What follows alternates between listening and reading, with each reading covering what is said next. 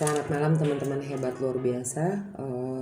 Ketemu lagi dengan saya Alisa di channel cerita ringan tentang kita. Di sini mungkin saya pengen cerita sendiri aja tentang tanggapan kebanyakan orang di sekitar saya tentang selingkuh. Nah, banyak orang yang bilang selingkuh itu indah gitu loh.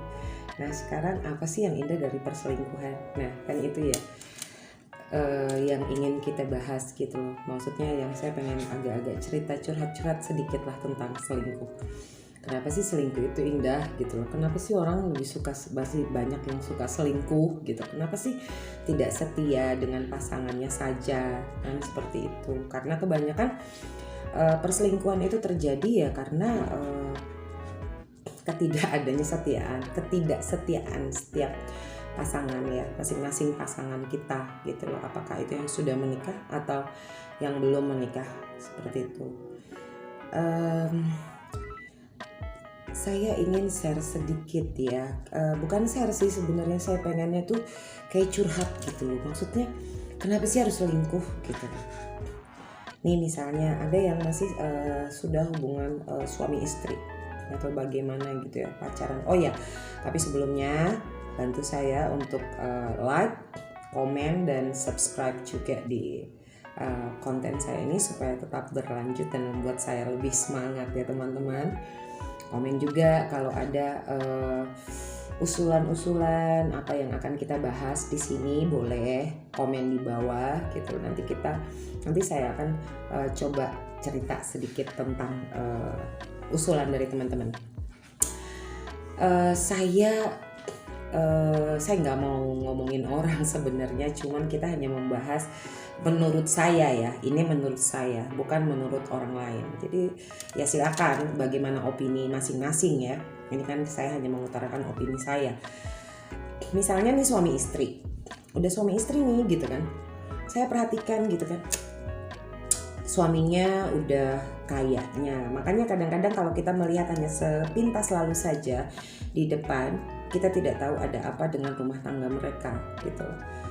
Nah kadang saya lihat ini suaminya baik banget gitu, tiba-tiba istrinya selingkuh sama si A gitu kan, sama si B. Ini yang di sekitar saya aja yang sering terjadi, saya perhatikan ya. Nah terus istrinya baik, udah begini gitu-gitu, tapi suaminya kok yang selingkuh. Saya pengen cerita, ada teman saya satu, teman saya ini perempuan ya, berarti dia istri seseorang. Suaminya itu nggak kapok-kapok selingkuh gitu, anaknya 5. Jadi saya lanjut ya, anaknya ini udah 5 padahal gitu. Nah yang membuat saya heran gitu, dari satu wanita ke wanita yang lain, itu perselingkuhan itu tidak ada hentinya gitu. Jadi udah ketahuan nih sama satu perempuan, nanti dengan perempuan lagi yang lain, dengan perempuan lagi yang lain, dengan perempuan lagi yang lain, dan begitu seterusnya. Tidak pernah ada kapoknya.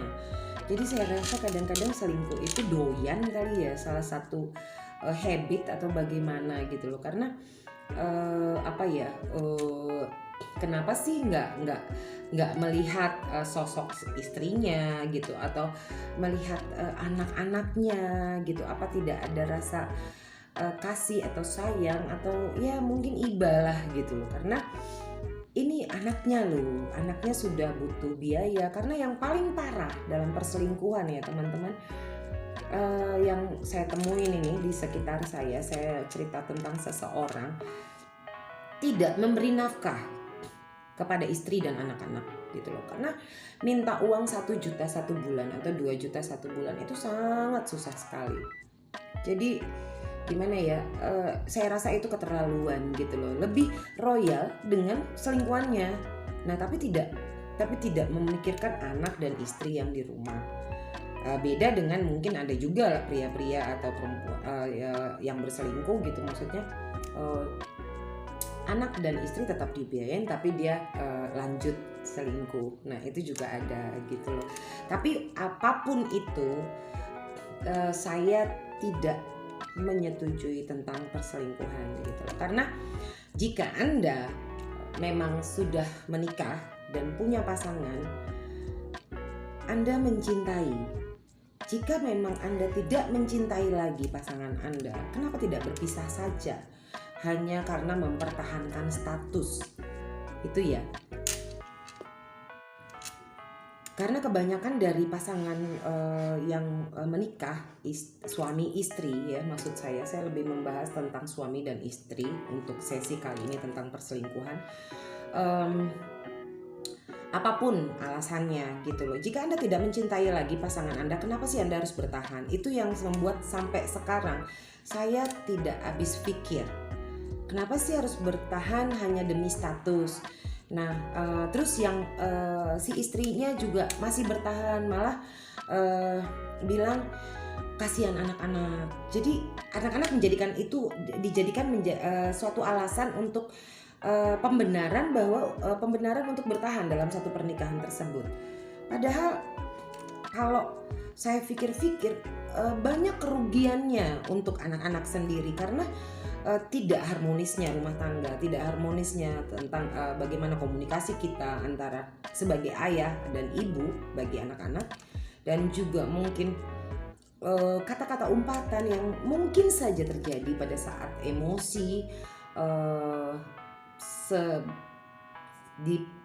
emosi pada pasangan-pasangan yang misalnya mengetahui pasangannya berselingkuh. Nah, seperti itu. Jadi saya rasa untuk kejiwaan anak-anak malah itu tidak bagus gitu loh. Dan ada juga pasangan yang lebih memilih pisah kamar, pisah ranjang, tapi tetap bertahan bertahun-tahun. Padahal dia sudah tidak ada rasa cinta gitu loh. Tidak ada rasa kasih, sayang. Gimana sih namanya kita membina rumah tangga ya? Cinta, kasih, sayang itu perlu gitu loh. Saling saling menghargai sesama pasangan itu kan wajib ya ada, dan dengan komunikasi yang baik tentunya anak-anak melihat itu. Nah, jika kita di dalam rumah tangga sudah tidak ada lagi komunikasi yang baik, rasa cinta, rasa saling menghargai, rasa saling mengasihi, apalagi gitu loh. Anak-anak makin lama kan makin tumbuh ya, makin besar, makin dewasa, makin mempunyai pola pikir yang saya rasa lebih bagus nanti ke depannya gitu loh. Nah, otomatis walau bagaimanapun sepintar-pintar apapun kita menutupi ya nggak mungkin dong orang lihat, ih mama sama papa kok tidurnya beda kamar sih gitu, ih mama sama papa kok tidurnya 2 ranjang padahal bapak mamanya masih muda, kan aneh gitu loh. Terus jarang ada kelihatan kemesraan antara si suami dan istri, pasangan mama dan papanya di rumah, atau giliran duduk bareng berdua nonton TV bercanda. Nah, hal-hal seperti itu jarang terjadi. Otomatis saya rasa anak-anak pasti tahu seperti itu gitu loh. Kenapa sih yang teman-teman mungkin bisa jawab ya, kenapa sih harus mempertahankan rumah tangga apabila tidak ada lagi dilandasi dengan rasa cinta, kasih sayang, kepercayaan, saling komunikasi yang baik, saling mengasihi satu sama lain, sama pasangan gitu loh. Kenapa sih harus kenapa rumah tangga masih harus mempertahankan rumah tangga? Dan sebagian besar yang saya temui dan di antara teman-teman, di antara lingkungan di sekitar saya, kebanyakan alasannya ya paling besar sih alasannya adalah kasihan anak-anak. Nah, saya bingung. Saya sebenarnya pengen bertanya lagi, kasihan anak-anak atau Anda tidak mengasihani diri Anda sendiri? Karena ya teman-teman, jika kita tidak menghargai diri kita, bagaimana kita minta orang lain menghargai diri kita? Gitu loh. Bagaimana orang lain bisa menghargai kita kalau kita sendiri tidak menghargai orang lain? Gitu loh. Jadi harusnya sebaiknya ya hargailah diri kita sendiri, baru orang lain akan menghargai diri kita sendiri. Maksud saya kadang saya ngomong suka belepotan ya. Hargailah diri kita, baru orang lain.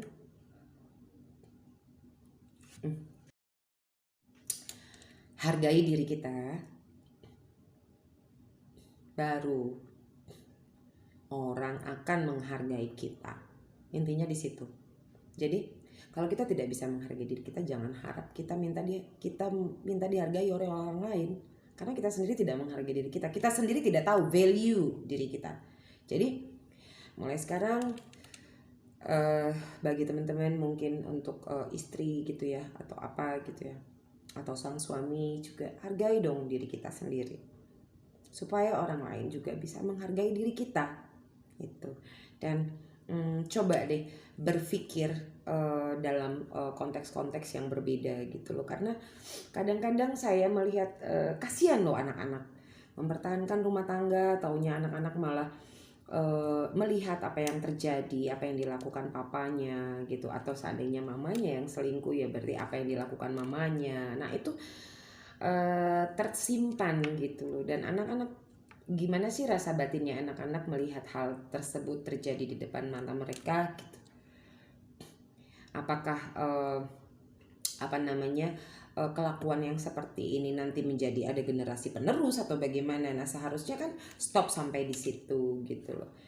Coba deh teman-teman, saya minta masukannya gitu loh. Kenapa sih masih sering hal tersebut terjadi hanya karena selingkuh itu memang indah lah alasannya atau apa gitu kan, tapi ya tetap masih mempertahankan rumah tangga walaupun perselingkuhan itu terjadi berulang-ulang gitu. Kenapa sih gitu loh? Ada apa sih? Hanya karena alasan anak atau malu dilihat orang, apa pikiran orang gitu loh. Kenapa sih gitu loh? Tidak berpikir simpel saja gitu kan, hidup kita yang menjalani.